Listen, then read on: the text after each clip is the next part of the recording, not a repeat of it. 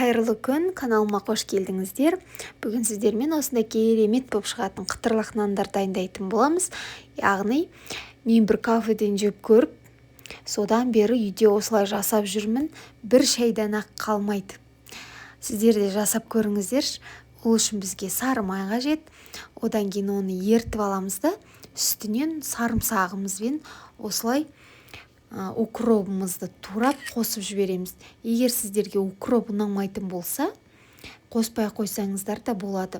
Одан кейін осылай батон нанымызды аламыз. Менікі ақсай нан, сіздер кез келген батон нанды алсаңыздар керемет болып шығады. Осылай видеодағыдай 4 бұрыштетіп турап аламыз. Одан кейін міне еріп тұрған жаңағы сары майымызды, сарымсағымызды бір рет бұж еткізіп алғаннан кейін өшіріп қоямыз да, пешіміздің арнайы ыдысын алып, үстіне пергамент қағазын төсеп алып дайындап қоямыз. Және осылай батон нандарымызды жаңағы дайындап қойған сары майымызбен сарымсағымыздың үстіне аунатып аламыз, барлығын жақсылап. Сары майды аямай көп қоса берсеңіздер болады. Сары майдың түк те зияны жоқ екенін білесіздер. Және сарымсақты да жақсылап қоссаңыздар дәмі хош иіс беріп, өте дәмді болып шығатын болады. Сіздер де жасап көріңіздер, рахмет айтатын боласыздар.